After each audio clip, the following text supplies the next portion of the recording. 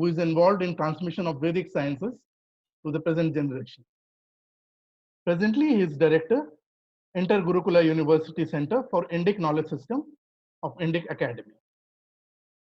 He is a member board of studies of several renowned traditional Gurukulas. For example, the Chinmaya Vishwavidyapeeth in Kerala, Kavi Kulguru Kalidas Sanskrit University in Nagpur, Ved Vigyan Gurukul in Bangalore.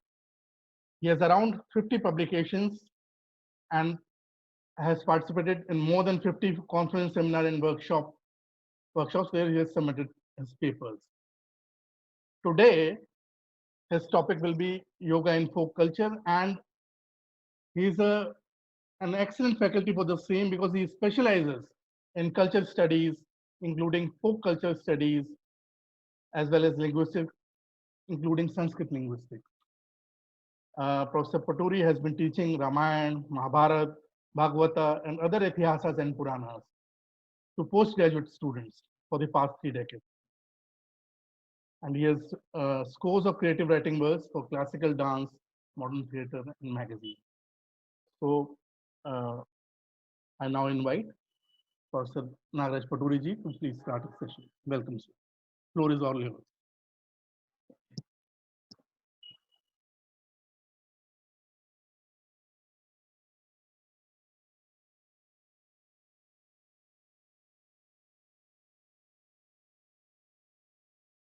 That it would have raised several eyebrows. Folk culture and yoga. What is this? What we know about folk culture is that ये लोकगीत है, लोक संस्कृति है. लोक में क्या होता है? लोक संस्कृति में लोग तो जाते हैं मंदिरों में. There will be all superstitions and superstitious activities and all that. And it is always contrasted with Sanskritic culture, elite culture, educated culture, and all that. And obviously, because you have seen Professor Jayaraman was talking from the sutras, vyakyanas, and all that. How can that stuff be in folk people? And no, yoga now is an international thing. You have an international yoga day, and world over yoga studios are there. Do people talk about yoga among common public, among masses? For them, yoga and yogi is the picture that you get is that of maybe a scholar, a Sanskrit scholar who is a scholar in Yoga Sutras and all that. But if you see Swami Vivekananda when he visited United States, to contrast Indian culture with the culture that he was visiting, the American culture, he made a statement. He said that in your country, even a rickshaw puller, a common laborer is capable of talking about politics. Whereas in my country, even a rickshaw puller, even a common laborer in the street is capable of talking spirituality. When he said this, he meant it, and it's a fact. And people do not know about this. The biggest problem today we have is the educated masses of this country, the urban educated, the products of universities, the products of premier institutes like IITs, they have been completely kept in dark about this fact that spirituality, practice of yoga, all these things are more widespread in the common public of this country than the elite, than the educated. For the common, for the educated, for the elite of this country, yoga is something new, something surprising, something amazing, something sensational. They have to go to yoga studio and learn. But whereas, if you go to the remotest corners of this country, in the villages, you have yogi almost in every third house. This is my own fieldwork based experience. I'm a cultural anthropologist doing fieldwork all the time. Most of my life is in the villages, in the tribal areas. I know these people in person. Let me give you a few anecdotes of my own experience.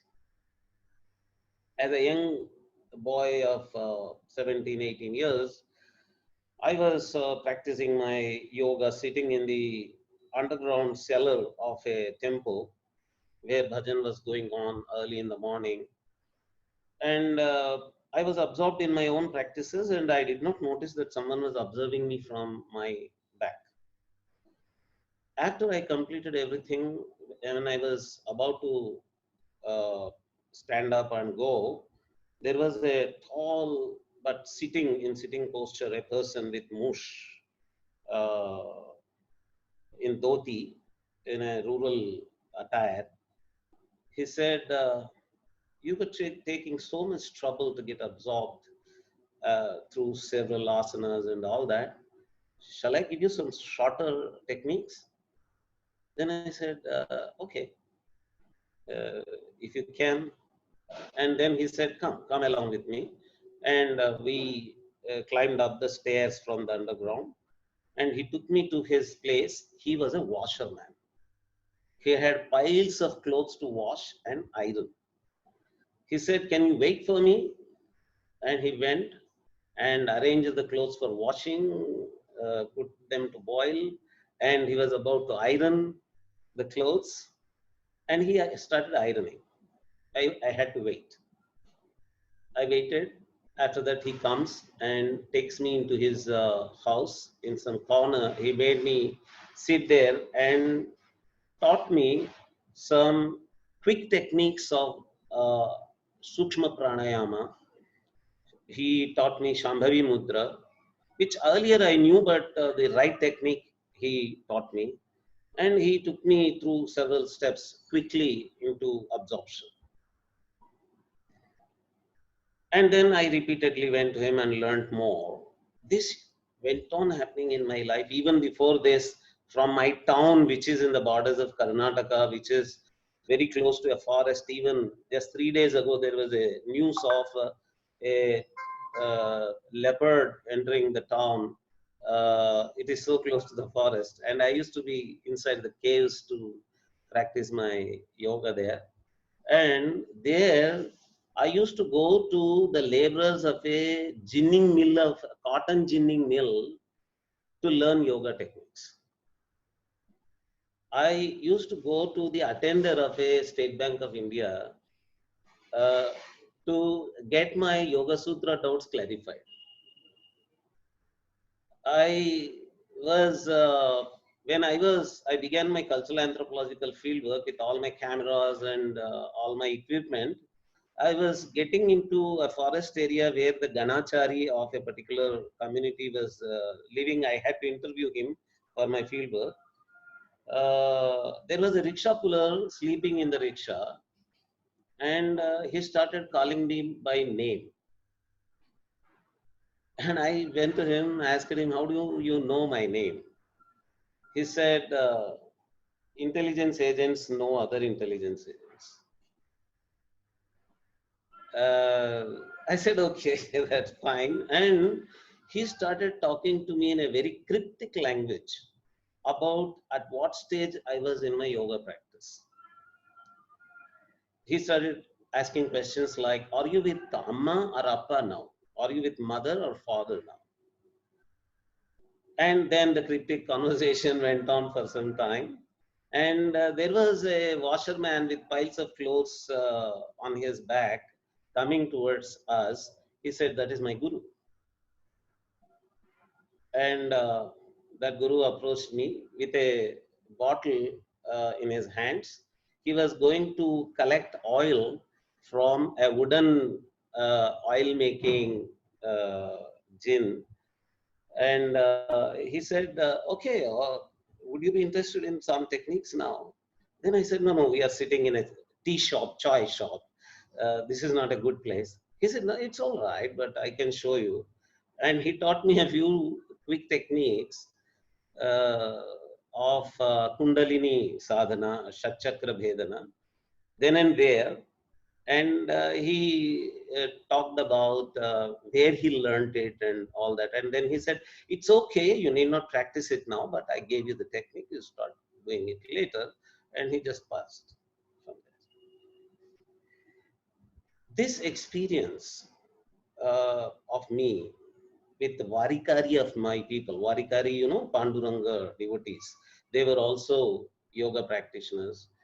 And there several of them coming from, half of them were from what today people call Dalit communities.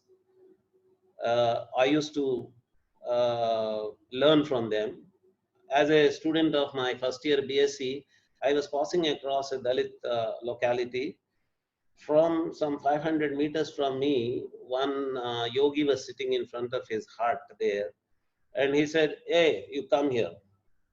I know that you are concentrating on this chakra now, but please, let me tell you, as a student of a college, that's not suitable for you. I'll tell you where to concentrate.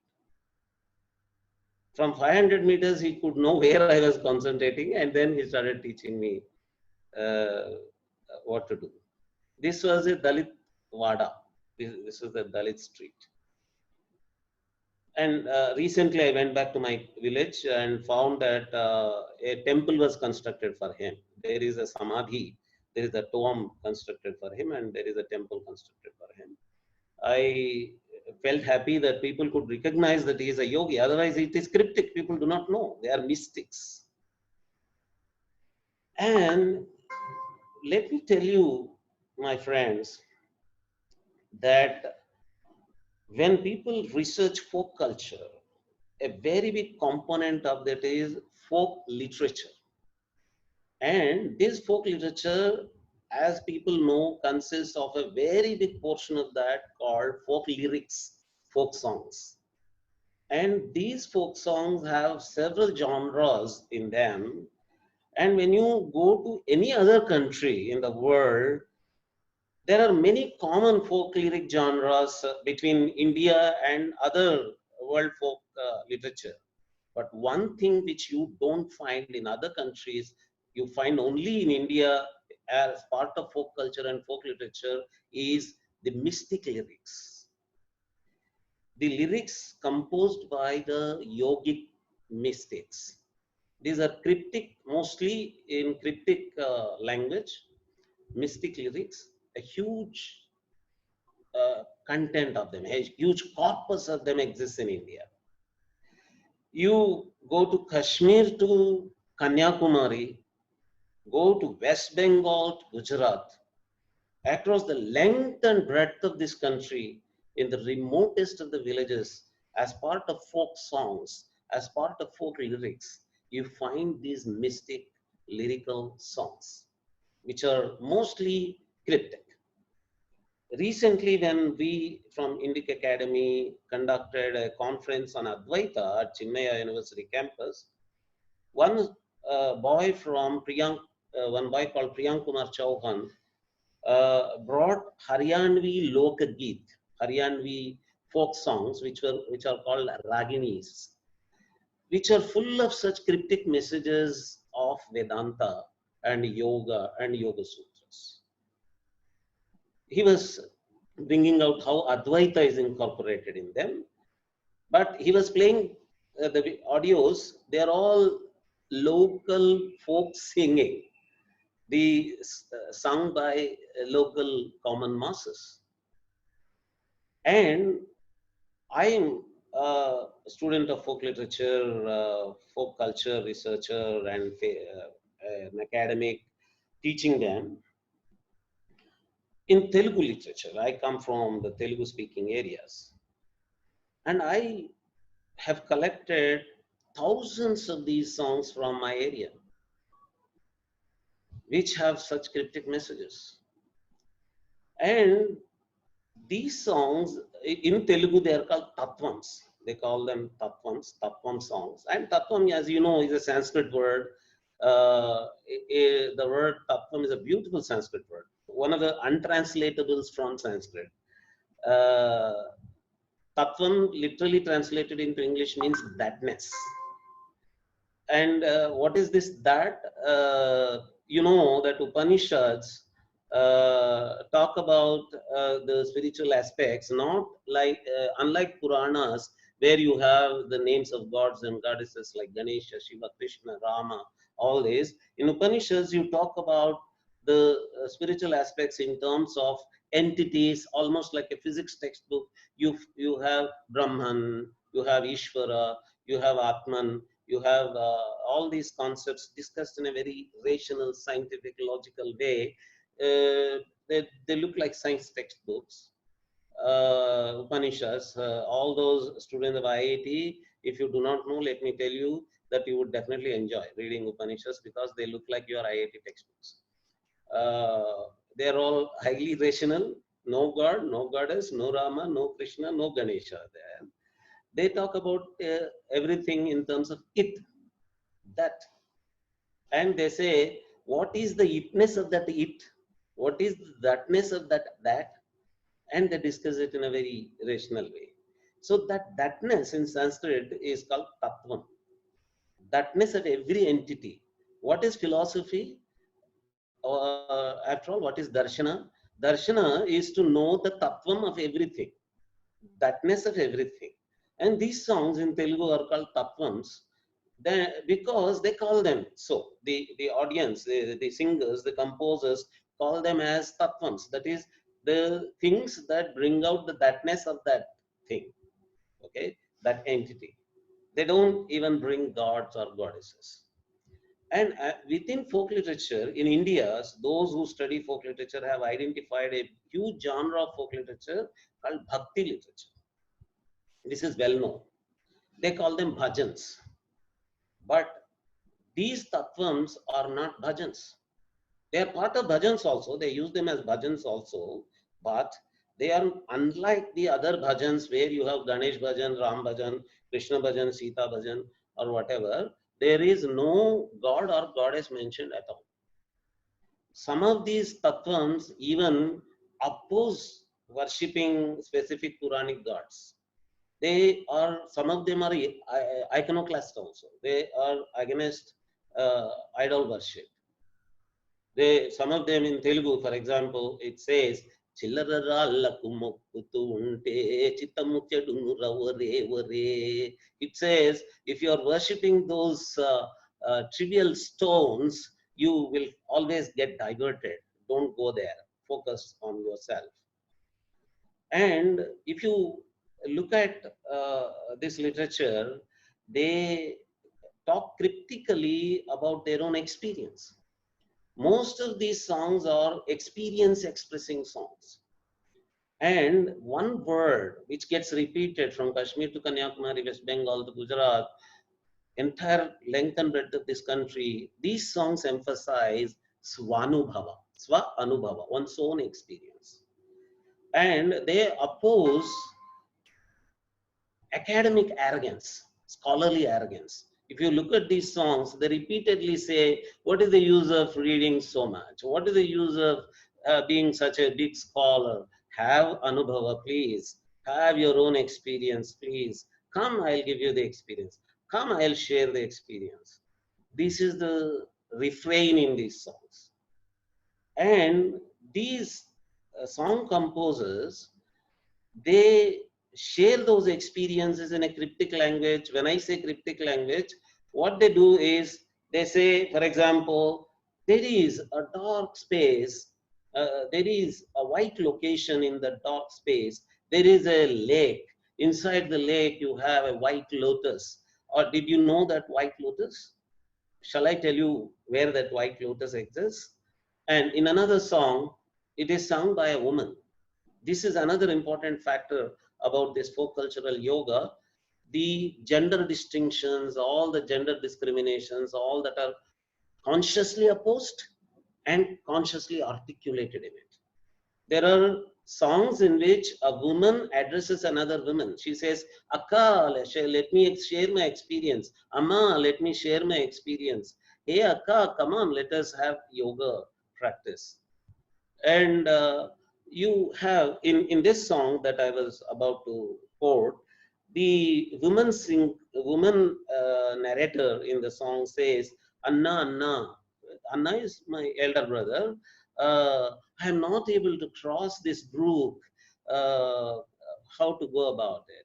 He says, did I not give you the boat to cross this brook? That boat has this particular secret in it. Please use that boat. And then she says, oh God, I could cross the brook, but see, I came across this leopard which is going to eat me, Anna. Please help me how to do that. Then he says, okay, I gave you the sword to cut the leopard, uh, and it goes on like that. She says, now I came across a bush, I'm not able to cross it. Then he says, I gave you another sword to cut the bush and make a way into it. Please follow that. So these are, they are talking about different chakras from Muladhara to Sahasrara. And they are calling them one as brook, another as leopard, another as bush, and all that. And finally, Sahasrara is reached. And once Sahasrara is reached, the yoga talks about the Chandrasthana there and Amrita coming from the Chandrasthana at Sahasrara and through Shushumna reaching the Kundalini at Muladhara and all that. That they say, oh God, the snake has come. It is giving me, instead of poison, it is giving me nectar. Oh God, how surprising. Then they say, see, I am in moonlight. I am all over moonlight. I have become the moonlight. And there are songs about this, just moonlight, moonlight, moonlight all the time. They say, Chanda Mama, Chanda Mama, Chanda Mama, Chanda Mama, Chanda Mama, Chanda Mama is the refrain. They're the moon, the moon, the moon, the moon, the moon, the moon. I got the moon, I got the moon, I reached the moon. They go on singing in that experience. They express it. That song expresses the exact experience of absorption in the Sahasrara Sthana and absorption in Samadhi. And because they have this kind of cryptic literature and all that, uh, they say that Guru is required for this. And for recruitment into these communities, into these cryptic yoga practicing communities, what they do is they pass riddles to you. They use riddles and see if you are able to answer that. Only when you are able to answer, they agree that you are eligible to get in, and they give you admission into that those cryptic yogic mathas and ashramas that they have in the remote places. Sometimes they do not even use these riddles, but physically they touch some parts of your body and identify whether you're eligible or not, and they give you recruitment into the practice. Everything is based on an actual experience. In Tamil, you have the Siddha tradition, in Siddha yoga tradition, and the yogis, particularly in Tamil Nadu, are widespread in remotest places. In Tamil, there is a proverb called Mayal Ulagam. Ulagam is the universe, cosmos. Mayal is inside the body. So the whole universe is in your body, because your body is everything. If your body has the cosmos, your body has the universe in you, and this body is possessed by everyone, right from who are considered to be Dalits, from women to men to the Brahmin, to everyone. There is nothing like only a certain community is eligible for spiritual practice. In Veerashaivism, Basavarna in his Vachana says, Kayakave Kailasavu. Body is Kailasa. People mostly interpret this Kayakave Kailasavu as hard work, bodily hard work is the paradise or heaven. But there is a cryptic message in that, that inside your body you have your Kailasa. You have the ultimate state where you have to go. And because this bodily availabilities of whether it is chakras or kundalini or sushumna, ida, pingala kind of vibrations inside or whatever, because they are available for everyone, all genders and all communities across the social hierarchy. They argued that these claims to spiritual practice by only a certain upper caste or upper caste is not justified. So in these mystic folk songs of yoga, you see a social protest also articulated. In some songs, they argue with Brahmins. They argue with a Brahmin who is a Brahmin supremacist, and they say, "Okay, do you want to claim that you are superior to me? Then do you know what is yajna? How yajna can be performed in your own body? As long as you think that you perform yajna outside yourself, you are not eligible to be a Brahmin, because the word Brahmin comes from Brahman. Unless you know Brahman in your own experience, don't claim yourself to be a Brahmin," is the argument. And they do that social protest in it. And there is a lot of alchemical literature involved in this. Most of these yogis were alchemical practitioners also. For example, one Vemana in among the Telugu folk composers of this yogic literature, this Vemana is also known to be a very big achiever in alchemy. And there are lots of alchemical cryptic expressions that are expressed in this Tattvam kind of literature, yogic literature, in Tattvam songs or these mystic songs. And all these alchemical expressions also are connected to the inner yogic practices. The encryption, uh, the encrypted expression may have multiple meanings, applying both to the alchemical realities and the yogic realities at the same time.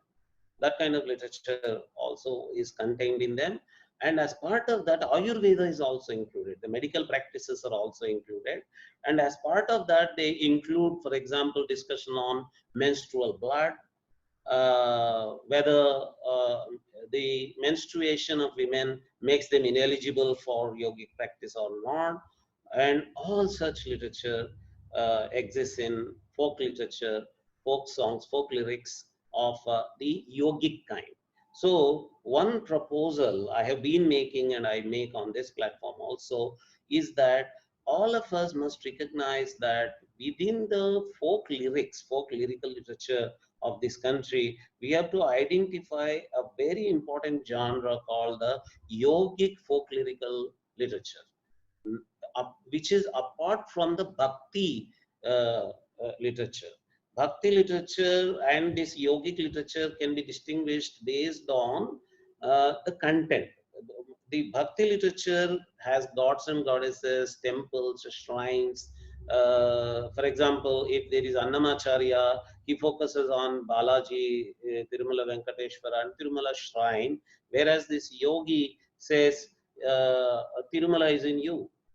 If there is one Durjati in Telugu literature, he talks about Srikalahasti. But this Durjati, because he is a yogi also, apart from praising the shrine called Srikalahasti in Chittur district, he also says that Srikalahasti is in you. You look at that. And this literature includes the Sufi literature also. There is a very big quantity of Sufi literature right from Kashmir. Particularly Kashmir is a very important place for Sufi literature. There is a website called Sufis or Rishis and Rishis or Sufis. All of you please visit that website from Kashmir, where you have, the title is Sufis are Rishis and Rishis are Sufis. And in this Sufi literature, there are expressions like Makkah is in you. Why are you searching for Makkah in some direction?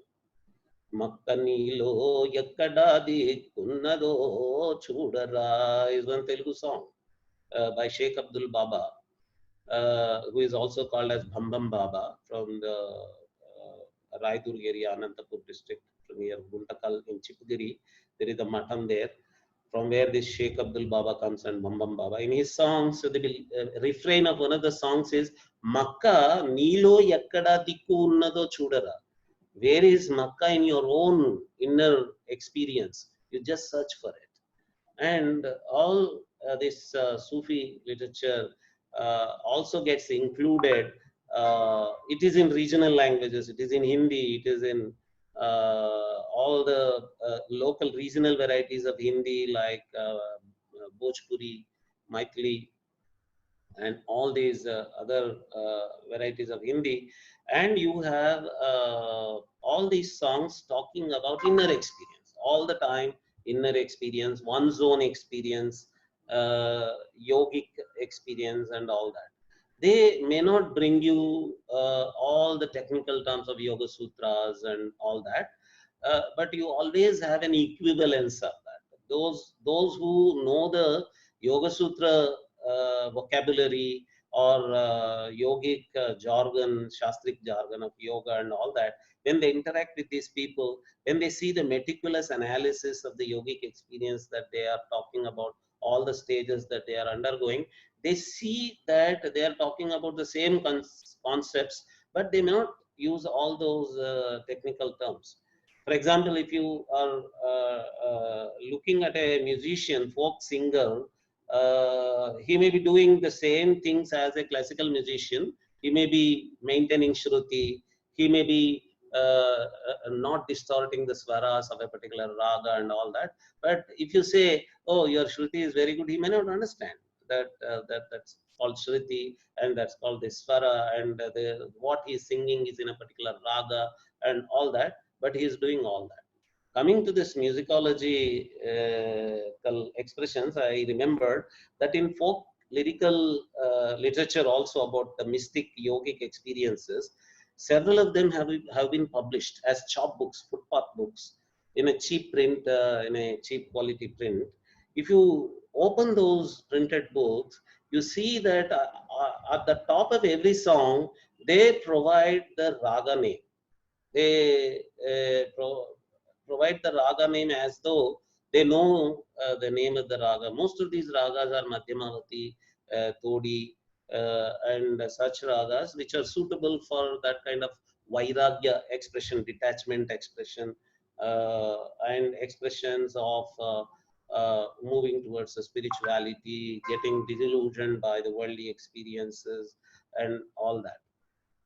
And there are many other aspects of this literature which are completely misunderstood and misinterpreted by urban-based academicians. They think that some of them are misogynist because they say that, hey, keep away from women, man. Hey, keep away from women, man, and all that. They say, hey, see, this is misogynist.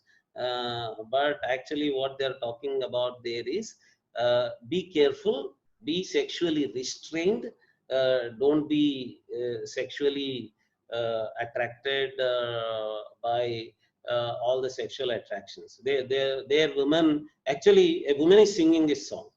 So it is a woman cannot be misogynist there.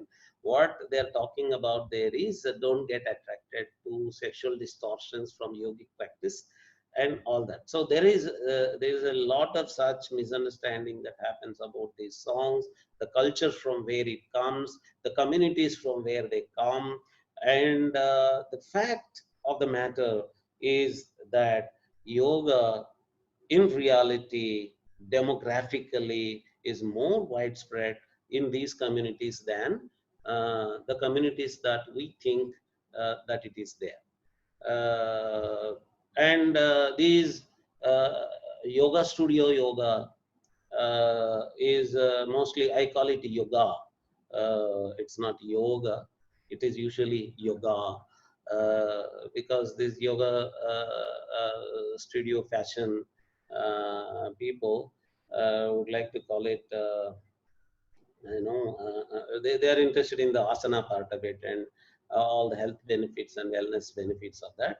But these yogi practitioners of the masses living in the remotest villages and corners and the mathas and these places, These people are interested in the inner world practices, inner spiritual practices rather than the wellness practices. Though they know ethno-medical practices, they know the ethno-medical traditional medical practices, they know how these are connected to yoga, and they know how wellness also can get connected to the yoga practice. Most of these yogi folk literature, folk lyrical composers, and these practitioners who sing their songs to the ektara instrument, the baul singers, for example, in Bengal, the bauls, they have their baul instrument that they use, the musical instrument, they sing and all that. They are more interested on the inner world practices than the shortcut benefits like wellness benefits or stomachache removal or headache removal and all that. Though they are not against using yoga for such benefits, they usually say, okay, now that you stomachache has gone or headache has gone, come now, get the greater benefit from yoga, the inner world benefit. Uh, and you look at the asanas and all these hatha yoga practices, all these kriyas of hatha yoga like nauli, dhauti, and all the instruments for example, dhauti, various kinds of netis, and the neti part that we talk, they create for themselves. These are manufactured by themselves, they are made by themselves. The neti part is manufactured by themselves there, and they practice all these hatha yoga techniques inside the yoga matha. And what is interesting is that these are all not ascetics alone. The matha inside the head of the matha probably is an ascetic most of the times, but the visitors there, the sishyas there, the practitioners there are householders also. They practice, they live on their agricultural life or artisan life or whatever else they have to do in the village. They go there uh, at certain times of the day and during certain days of the calendar, and stay there for some period, non-seasonal, non-agricultural seasonal times, and stay there for longer time. And when they come back at home, they practice these yogic techniques as a daily ritual, daily routine. And because they are also householders, to interpret that this yoga is always an ascetic practice, this spiritual practice was meant only for the sannyasis and all, that is also not correct. If you look at them, they are all involved in daily productive, what we call productive activities. They produce both goods and services that contribute to the village economy in the old-fashioned village self-sufficient economy and in the Jajmani system. One of these could be a barber. He cuts the hair not for price at all. In the Jajmani system of economy, you don't have even a barter, and he does that. And after finishing his hair cutting service, he comes back and practices his yoga during the other times. And he uses in his songs, when he composes songs expressing his own yogic experiences, he might even use expressions from his own occupation. uh, they might use expressions from artisan occupations. They might use expressions from weaving. Some of them are weavers, so they use the expressions from weaving, and some of them were cotton cleaners. So the cotton cleaning equipment is there. They use expressions which are analogous, which use metaphors from that cotton cleaning equipment and all that. They say, I'm cleaning my cotton in the forehead, and the cotton cleaning instrument that I'm using on my forehead is making that beautiful sound, beautiful musical sound. I'm enjoying that and all that, he says. And so you see that whole literature, this folk lyrical literature, it is on the one hand part of a genre of lyrical literature which is typical of only India and Indic subcontinent, maybe what people now for academic purposes call area studies, South Asia studies. So you can even go beyond India, political India, and talk about South Asia also, the bigger area where this is located. And it is, all this folk literature is not purely a literary genre, it is part of culture, because you, to understand these songs, you need the context, and the context is actual meditational practices, contemplative practices, and the inner world practices that are expressed in this literature. Good news is that all is not lost. The actual practitioners still exist. So once you collect these songs, if you want to understand the encryption in it, the cryptic aspects in it, it's not necessary to say that, oh, we don't understand that because the practitioners are no longer there and all that. You still have many practitioners of these in the villages. They gradually are feeling that they are no longer understood by the urban people.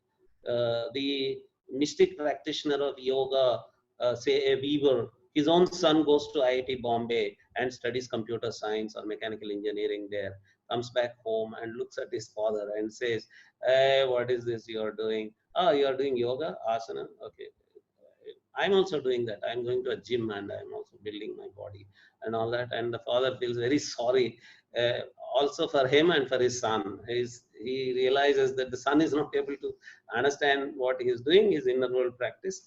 And also he feels sorry for himself because he is not being understood by anyone. Even inside the village or in the town where he goes, none of the educated people understand him. But what I observed is that these people, because of their inner world practice, are so detached that this feeling sorry also doesn't exist in them. One of my students, when I was talking about these songs in the class, went back to his father and said, probably he was talking about people like you. And this father calls me up and says, oh, sir, it looks you were talking about songs that I sing. Shall I sing one of these songs? And he started singing on phone. And when I said, oh, yeah, very good, you know, these songs and all that, his son comes back and tells me, all these days I used to think that my father was singing some crazy songs, useless songs, which have no meaning at all. And he's an old timer, so let me allow him to sing those songs, I thought. But now I realize that it belongs to International Day, Yoga Day, and UNO can talk to my father and try to know. All the Indologists of the American universities can come to my father and try to learn the actual practice of yoga that he is articulating in his songs. And he very fondly and gratefully remembers his guru. Guru is very important in yoga tradition. And these gurus, guru of, for example, this shepherd person could be a weaver, and guru of that weaver is a washerman, and the guru of that washerman is a Dalit Mahar or Chamar person, uh, and so on. You don't have a Brahmanical guru lineage in that. There could be a Brahmanical guru also sometimes, and there is a Brahmin disciple to one of these weavers to this. So these caste differences, all these social community differences, all that people talk about, it doesn't exist in this world, in this yoga world. It is all about Svanubhava. There is an opposition to arrogance, arrogance of all kinds, arrogance including academic arrogance. They desist from unnecessary shastric arguments uh, and debates and all that. So there is a whole new beautiful world, my friends, that I would like to open for you. Uh, uh, Please come. I'm there to take you across all these songs in different languages. We are going, in behalf of Indic Academy, we are going to conduct a huge conference on the Chinna University campus if physical conferences are going to be possible. Otherwise, it is going to be online, a conference on folk spirituality. And we are going to talk about all these folk lyrical literature and the culture behind it, the bhajans that include them, the encryptions, the mystic methods, all these mystics of India, which includes the Sufi mystics. And Ravidas ji, for example, a big icon for the entire Chamar community of India. Ravidas ji was quoted even by Guru Nanak. Ravidas ji's lyrical songs are included in the Gurbani of Sikhism. And you have such, passing of literature. He hails, Ravidas ji comes from Varanasi, but the Guru Nanak song somewhere in the northwest part of India, they include these songs. How they traveled that far and all this is also a very interesting study. They traveled across the places and they got included in a huge repertoire of yogic folk lyrical literature. I welcome you all to that new world, and with this I conclude. Thank you, sir. It was an excellent session, and I'll just quote a couplet from Kabir. Kabir said that Kabir badal prem ka hum par barsa aaye, antar bhigi atma hari bhai ban raha hai. This was a Yes. really amazing experience, frankly a humbling experience and an eye opener. And the way you shared your field experience and real life experiences, I mean, this is the kind of insight we'll not get in books, not get in academic literature, but it was our good fortune, sir, that you were here and you actually conveyed that so much knowledge is there right in our folk literature and tradition. Dr. Paturiji discussed about, folk lyrics which mention Swanubhav, a deeper inner experience. They gave a specific example of Tatvam, the Telugu mystic lyric. And with your permission, sir, Dr. Paturiji, there are some questions I'll ask. People have been sending a lot of questions, but in the interest of time, we will only take a few of them. So, is it okay? Yeah, sure, please. Yeah. So the first query is a lot of people are asking about available books or website on folk literature on yoga. And a related question is any case study being done has been done on such a folk yoga or any folk yogi? Yeah, the first question is for example, if it is Tattvams, if you just click for Tattvams on YouTube, you get some songs. There are two kinds of such Tattvam YouTube videos. One kind comes from classical musicians of a very great rank, like Dr. Balamurali Krishna, singing these Tattvams. And you have songs sung by actual folk singers that sang these tattvams. So you get both these kinds. The number of tattvams that are sung by these classical musical celebrities like Dr. Balamurali Krishna are very few in number.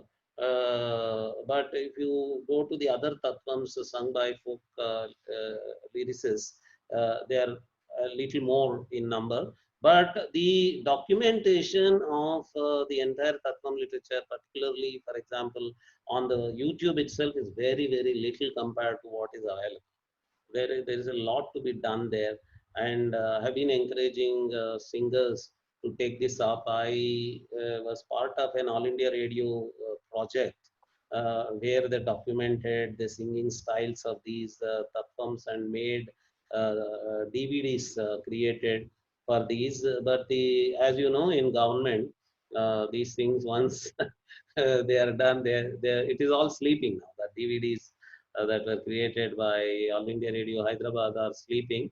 Now, one friend of mine who is inside the All India Radio organization was saying because he's going to retire in a month, he wants to bring out that DVD project completely out. Once they are out, I will inform all of you.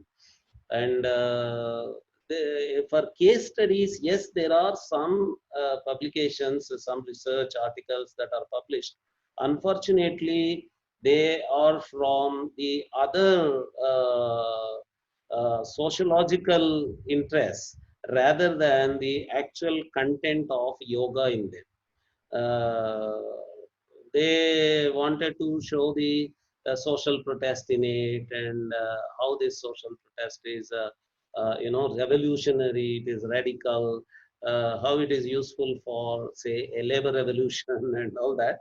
And most of these articles, funnily, they say that these lyrics are full of contradictions, because the same person who is so progressive in his protest, in social protest, is at the same time misogynist, and his they take pity on him that he is believing in some supernatural entity and all that. They say it is because all these are pre-scientific literature. Pre-modern literature has to be pre-scientific. So these are pre-scientific answers to right questions but wrong answers and all that. Such publications are there, but proper insider studies from the yogic aspects of these lyrics have to be done. I have done some of that, but it has to pick up, because now I have an opportunity in the form of my organization, Indic Academy. I am going to take it up in a big way. I hope everything will come out very soon. Uh, there's another question. Uh, so, Mr. Arjun Nayak ji, he asked, you actually mentioned this, but he probably wants a clarification. He said that uh, Arjun Nayak ji says that I feel that tattvas can be classified as bhakti yoga as they perceive formless divinity. What is your opinion? No, Bhakti Yoga is, we, for the sake of academic clarity, analytical clarity, I'm trying to place yogic lyrics, yogic folk lyrics, separate from Bhakti kind of lyrics, because they, okay, just let us forget the words, Bhakti or Yoga or whatever. Just let us look at the content. There are two kinds of these folk lyrics, spiritual folk lyrics. One kind has idols, idol worship, temple worship, everything. Gods and goddesses like Rama, Krishna, Ganesha, and Shiva. The other consciously does not use such vocabulary, does not get into idol worshipping practices and all that. It focuses only on an inner world practice, and like Upanishads, it avoids all these Puranic god names and all that. So there is a very urgent need to identify that Upanishadic kind of approach is a mass approach also. It is a folk literature approach also. And there is a lot of literature that is expressing that kind of ideas. So for the sake of clarity, we have to distinguish from the bhakti kind of bhajans and give it a different name, that they are yogic songs, Kriya Yoga songs or Hatha Yoga songs, or the other kind of yoga which is different from the Nama Sankirtan, Nama Rupa Guna Leela Sankirtan, Kshetra Sankirtan, Agamic Puja method and all that. So it is different from that. So we have to, for the sake of analytical clarity, we have to create a new category and genre and place them there. Anuji asks, she says, folk literature, can we say that all mystic practices are valid? And how is the supervision of these practices done?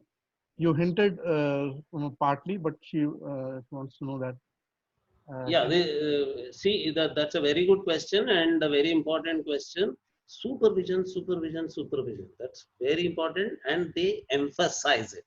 That is why they say Guru, Guru, Guru all the time. See, the problem with most of us, the modern people, modern academics, is that we don't want to get advised, we don't want policing, we don't want control, but we have to be, we want to be very careful. Arey, bapre, somebody has to supervise. So if you want to be supervised, say that you want to get supervised and agree that guru is very important. Guru bin kaun batavai bat bada wicket yamaghat is what Kabir says in his bhajans. And when somebody says Guru Bina Kauna Batavai Bhat, you think that this is hierarchical. This is somebody is being said, respect. क्यों respect? मैं respect नहीं करूँगा. किसी को respect नहीं करूँगा. किसी को respect नहीं करूँगा तो supervision नहीं मिलेगा. तुमको supervision चाहिए तो गुरु चाहिए. गुरु गुरु को इसलिए emphasize करते हैं कि supervision चाहिए. And without such supervision, I have seen when TMC was so famous, Transcendental Meditation Centers from Mahesh Yogi was so famous. Some guys from the Usmani University Engineering College went there, learned some Kundalini Yoga, and afterwards they left that supervisor, left that guru, and finally they lost their spinal stability. They were not able to even sit for some time. They had to all the time lie down and all that because of the mistakes they committed in the practice. Because this world of yoga is so delicate, where it is prone to mistakes, there is a guru required. There supervision is required, and this supervision is so systematic in these mathas. That is why it is cryptic. That is why recruitment into the community is so carefully done. Once carefully the Shishya is taken, also there is so much care taken for the supervisor to be always with the Shishya. And the Guru always says, see, if you are not close to me, if you are not able to reach me for supervision, stop your practice. Don't continue this, because doing it without supervision is dangerous. There is a lot of queries are coming, sir, regarding your conference, and so these are the two queries which I will just ask. When is the conference, and can we get the details, and how to register? So if you can share these. Definitely, definitely. The dates are somewhere in August right now, but probably it may get postponed to October. Ashish ji is a part of us, so we are going to share everything with Ashish Pandey ji, and he is going to communicate all these details with you, registration details and everything. So all of you are going to be in. I'm hopeful that we are going to have all these 141 participants for our conference also. Uh, uh, Professor Pandey, do we have some time to take one or two more questions, sir? Yeah, sure. Unless you are very hungry. Professor, sir, you need to unmute yourself, sir. So, as long as the audience and the speaker is ready and available, I'm just enjoying the conversation. That's it. Okay. So one more question, which actually is also another question that people want clarity. A lot of people are asking a similar question, that please differentiate the bhakti movement, the bhakti cult, and specifically emphasize not the bhakti yoga of Bhagavad Gita. They're saying, please differentiate the bhakti tradition, bhakti cult, and the the tattva tradition or the folk song tradition, or are they the same tradition? If you would like to know it from, say, for example, you are borrowing a word bhakti yoga from Bhagavad Gita. So if you want to go in that jargon, using those technical terms alone, you would have a description of this kind of yoga that we are talking about in the 6th chapter of Bhagavad Gita, where all these breath related practices and the inner world practices are emphasized. So Bhagavad Gita, a very good book of integrating various practices. It has integrated these inner world, breath related and neurology related and other inner world bodily practices of spiritual path with the other emotional practices of singing songs in praise of name, nama, rupa, shape of the god, and guna and leela. Leela are the stories from Bhagavata Puran and other uh, Bhakti Puranas. So those leelas, the stories, this yogic literature doesn't go into such things. For example, it doesn't praise for example, a particular god in terms of the leelas, the stories of Bhagavat Puran and all that. In fact, you know that these Bhagavat Puran and all those kinds of Bhakti Puranas also are interpreted in an esoteric way about how they actually communicate the inner tattva only, inner tattvam in a narrative form, in the form of a character. So all the conceptual entities are given allegorically, the shape of a person, a character, and all that. And there are people who are using this middle path also. And in the yogic tradition, they say, okay, I know that Krishna is actually the inner world goal of me. And I know what is meant by 16,000 gopis being a yogic concept and all that. So Bhagavad Puran also, which is a bhakti book, is interpreted in yogic terms, in terms of esoteric yogic understanding. So there are certain such folk groups also which combine these. For example, in Bengali Vaishnava tradition, there is this combination. They are Vaishnavas, they follow Vishnu Bhakti, but at the same time they are very hardcore practitioners of Hatha Yoga and all these kriyas and all that, and they interpret the Bhagavad literature in terms of yoga. Um, uh, then specific question, last two questions in the interest of time. So, you had mentioned about Vari Sampradaya. Yeah. So one of the audience member wants to ask, uh, I'm interested to know whether the Vari Jatha is a part of folk culture or is it a Sampradaya? It is, see, the problem with the words like folk and all these is that they are borrowed from a non-Indic ethic analysis. Applying such concepts to Indic material is that Indic material does not exactly fit into those categories. All Indian cities are big villages, and most of the so-called elite Indians today are also partly villagers.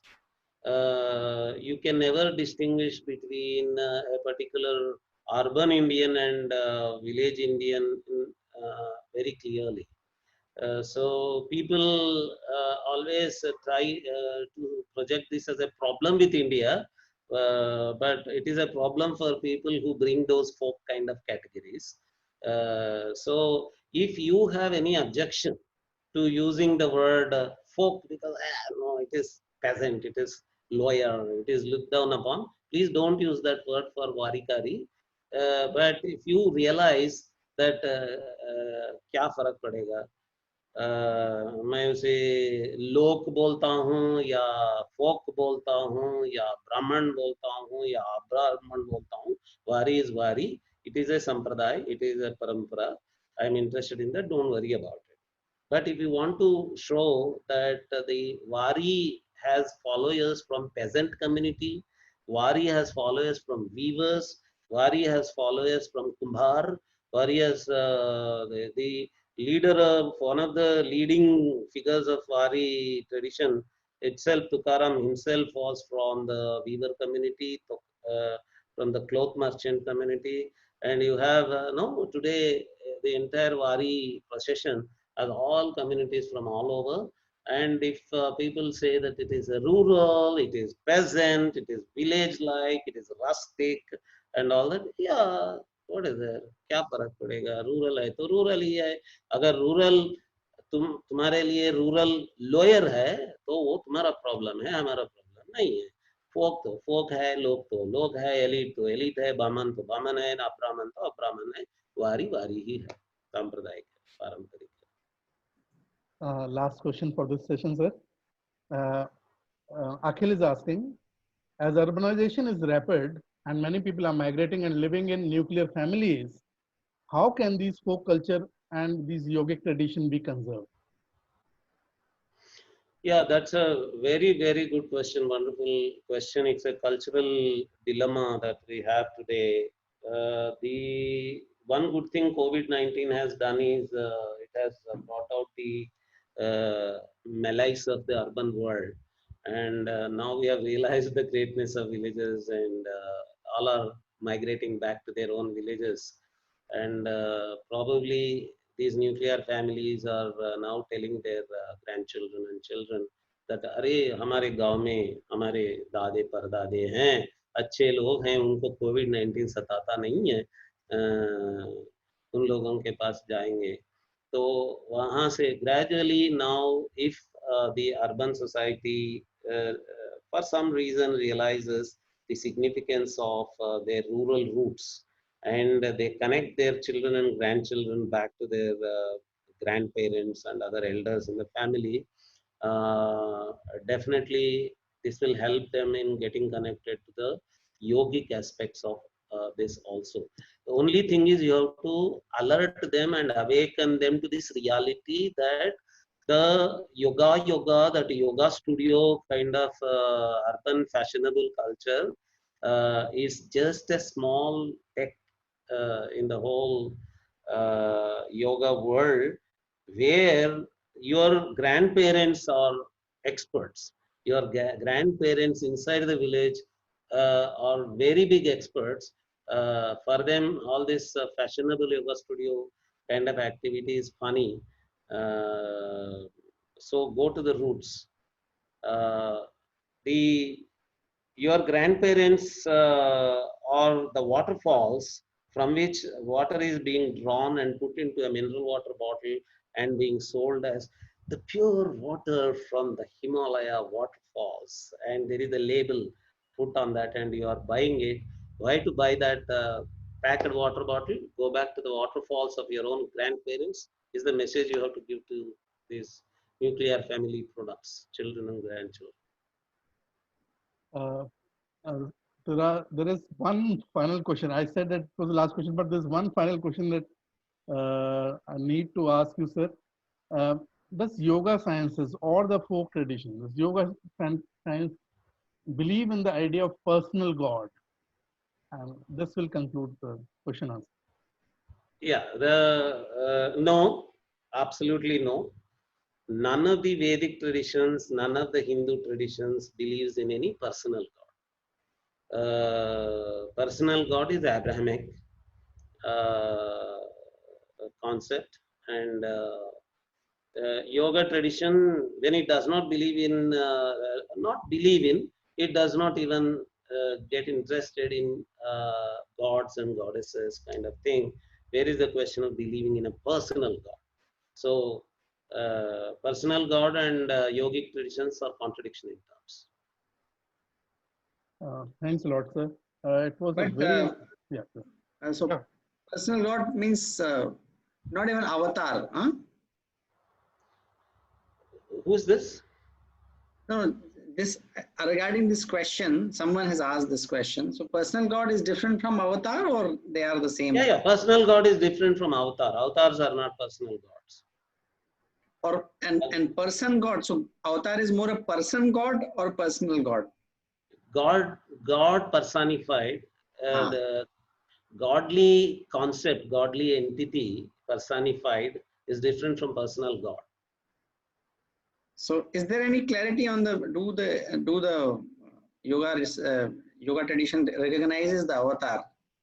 This is more of an academic question. It doesn't matter for the practitioner. Yeah, sure. Some of them, I was mentioning that. I was mentioning that there are some syncretic hybrid traditions, we can say. These syncretic, hybrid, all these words also are modern academic categories. We first of all divide these traditions into different traditions, and then they say they are mixed. But the organic way of a combined growth of these different traditions happens. So if there is a middle path where the yogic traditions are not so averse to the yogic interpretation of Avatar, Bhagavad Puran, and all that. For them, Narsimha Avatar, for example, is an inner breaking, and Prahlad is an inner entity. Hiranyakaship is another inner entity. The fight between Hiranyakaship and Prahlad and the Narasimha breaking the pillar is an inner world breaking that is happening. So they interpret all this. These are esoteric interpretations of avatar based texts. They are called Rahasya Prakasha. For example, there is a big genre of literature which is called Bhagavata Rahasya Prakasha, and there is Bharata Rahasya Prakasha, there is Ramayana Rahasya Prakasha, and there is a Kundalini interpretation of Sundara Kanda. There is a Chintamani Mantra Tantra interpretation of Sriharsha's Naishada Kavya. So there is this enormous amount of literature which is a link between the avatar kind of approach and the inner world yogic practice. Thanks very much. Aditya ji will conclude the session. Yeah, I think thank you so much, Dr. Paturiji. As I said, it was such an insightful and a discussion topic that was very different. It was frankly an eye opener and a humbling experience. Thankful for your time, thankful for your efforts, sir, and greatly honored to have you here. Sushma ji, may just we are meeting at 2:45 p.m. Sushma ji? Yes. Yes. Yeah. So we are meeting at 2:45. We will start with the presentation. So we will project the papers which are slated for the different parallel sessions. If you don't have a particular choice about going to which session you are going to, we will allocate you the breakout room where you will find those papers being presented. And but you have a particular choice about some session, means there are 3 parallel sessions, and looking at the title or your friend is presenting in that session, and if you want to go to that one, please indicate that in the chat box to Sushma ji or to Sushma ji, and she will allocate you the particular breakout room. Otherwise, all the participants will be allocated to the breakout room randomly. Before we give the presentation, before we go to the breakout rooms, meanwhile, when the breakout room allocation is going on, please show Sushma ji. Dr. Agashe will be sharing his work on integral yoga. So Shri Agashe sir, the very well-renowned senior yoga academic and teacher and practitioner. So he will be sharing his thoughts on the integral yoga, and then we will project this list. According to that, you can choose your breakout room, and if required, you can put your choice of the room 1, 2, or 3 right now as well, and leave. Thanks very much for your involvement, listening, understanding, absorbing, and keeping quiet. Means I understand that the interactive component of in this conference has been a little lesser than one would expect, but even then, I hope that you all are absorbing what is valuable, what is useful to your work and to your sadhana. So thanks very much for that. We will see you at 2:45. Please log in on time. and we will project the number of the breakout room constitutions where specific papers will be mentioned, and you can choose the breakout room, or as I explained, we will allocate you to the one of the three rooms. Thank you so much. Yeah. Thanks very much.